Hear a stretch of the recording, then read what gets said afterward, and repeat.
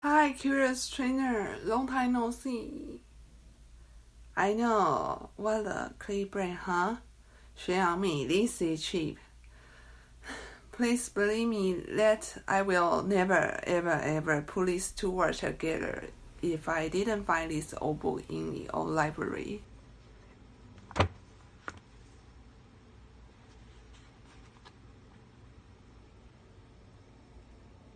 Yeah, let's start with the preface, shall we?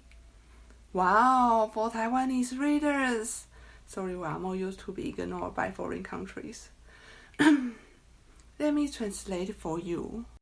So many religion group problems happen these days. Children nowadays don't like Pokemon.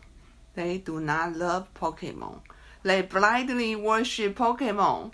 As a professional early childhood educator, I am going to analyze the phenomenon in this book. After all, early childhood is crucial period. How can children become mighty adults in the future if they always say something like superpower, I will kick you in this period? Please don't misunderstand. I don't hate Pokemon. I'm simply concerned about Pokemon fever. In this book, I compare Pokemon with religious fanaticism to explore several problems. This is not a joke. This is serious. And I'm not sorry for my crappy translation. Sir, you don't hate Pokemon? Then you certainly have a translator that hates Pokemon. Before I complain about the translation, let's follow the writer, find out how he noticed the very first disturbing sign in introduction. One day, about half a year before the episode, he used Pikachu as teaching aids in class. The echo is extreme. He used popular characters as teaching aids before, but the passion is incomparable. Something smelled fishy, so he started the investigation. Remember, this is 20 years ago. No Google.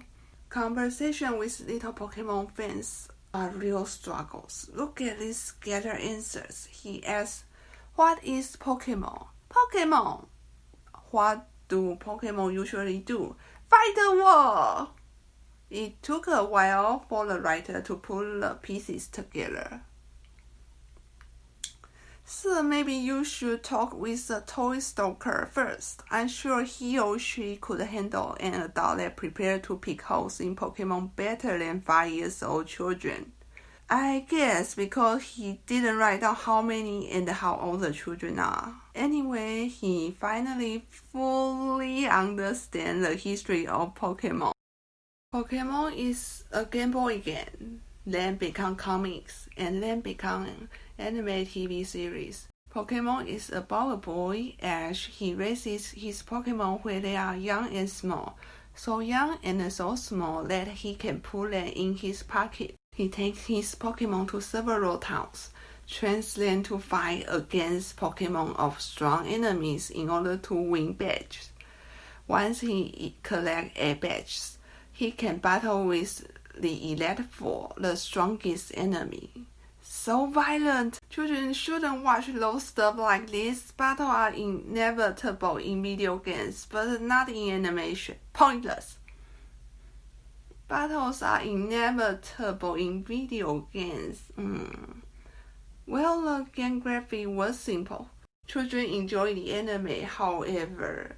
Although it's tragedy for a middle-aged man to watch this ridiculous show with children on time every day, I have to watch it seriously for study. How do we watch it every day? There were only 1 episode a week. Okay. Back to book. Why are they cheering? The main character escaped by superpower. Pokemon win by whipping out indestructible power for no reason. None of the plots make sense. All of a sudden, he felt the invisible barrier. He knows the barrier. The barrier is the same barrier between he and the religious fanatics. He definitely watched fantasy adventure anime the first time. The second sign is even more dramatic. The writer have not only taught for 28 years, but also withstood fanatics for 10 years. He wrote 5 books about religion. By watching kindergarten children, he understands how obsession works. For example, he asks children, do you think ghosts exist? What happens after death? What a professional teacher, right? Not everyone can talk about death with 5-year-old kids. For more examples, what will happen if your Pokémon be seriously injured in battle? Die. Just die. Yeah, or perish together with the enemy sometimes. All perish together, but it would be better if Pokémon is unbreakable, right?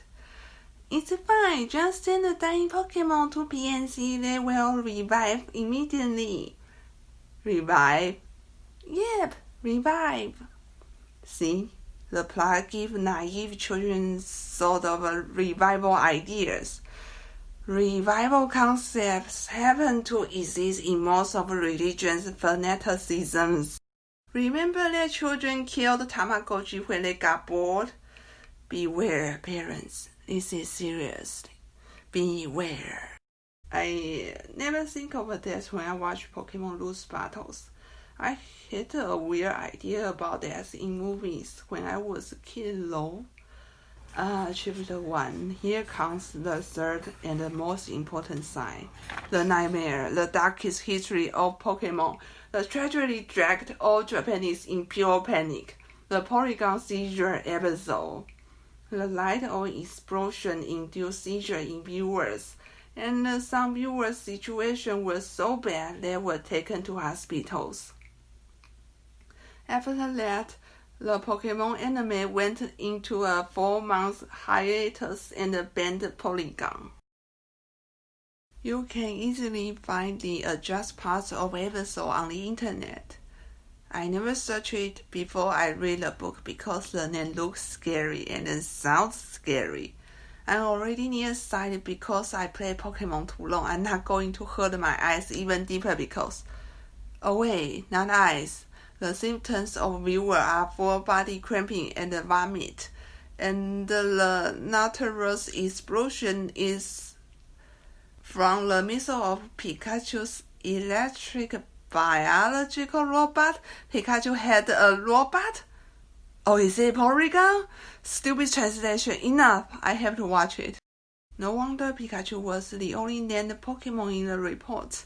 Porygon had nothing to do with the seizure. I guess most of you already know. I always assume that the reason of seizure is tree attack of Porygon. If you ever watch what the move is like in Ruby and Sapphire, you'll know what I mean. Now I know Porygon is an actually funny Pokemon and also a big... That's unfair. So is this the third sign? Sacrifice innocent Porygon? Nah, the third sign is that the Pokemon anime came back. Viewers ask the anime to come back despite all the disorders. Many kids directly faint in front of TV or had muscle cramps then faint in front of TV. That's not over yet. One 5-year-old girl had difficulty breathing. One 11-year-old girl needs surgeries. Can you imagine a mother heard the bad news at night and then she called into the television program the next day afternoon to ask the show back because her kids love Pokemon anime very much? Can you imagine there were about 232 viewers like her? There were more 140 calls that requested the station stop the hiatus on 18th. Who are these viewers? Parents of my last crown, religious fanatics most involved in the activity because this is their typical trick to manipulate others. If someone dared say anything negative about their founder, the follower all over the country will immediately call or fax to TV station to defend. I think these are two different things, but seriously, who are these viewers? Are they employees of Nintendo that were assigned to save reputation? Was it possible that they really just Pokemon fans or Pokemon fans' moms? How could they not be worried? Yes, there are 37 normal episodes, and according to Wikipedia, so about 5% of they are target audience. If 1% of kids watch the banned episode, on a very conservative estimate, the seriously seizure rate is under 1%. So what's the point? At that time, Pokemon fever is that powerful? Anyway, 550 patients probably recover in short time without any sequelae since no more reports. I think so, because the only girl the writer found went against his theory of hypnosis rejection. He suspected that the children had a Pokemon seizure because they rejected the Pokemon anime Hypnosis, which is not the truth. He found two sisters. The older one was watching the banned episode while doing her homework. The younger one wasn't. Then the younger one, the loyal fan, had a seizure. That's all. The information about the mysterious banned episode. I do wish you investigated deeper about Pokemon seizure patients and their family, mister. Your foresight is a pure excuse for you to criticize religious fanatics.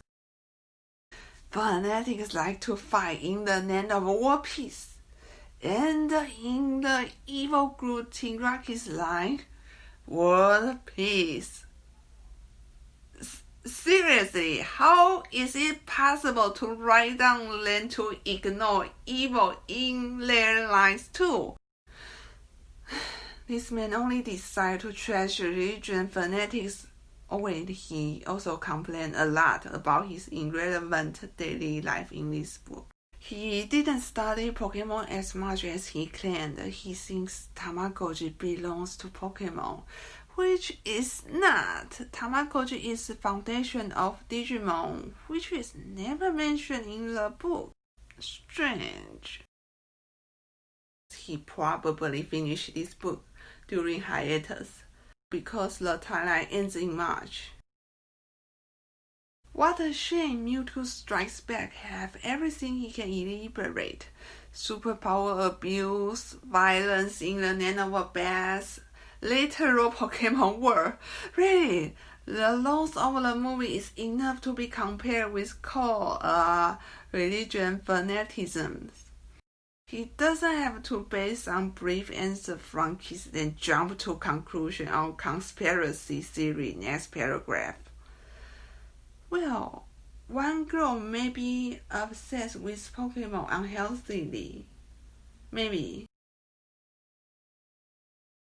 Once the writer visited an 11-year-old girl's home, he noticed a special wooden Pokemon and wanted to touch it.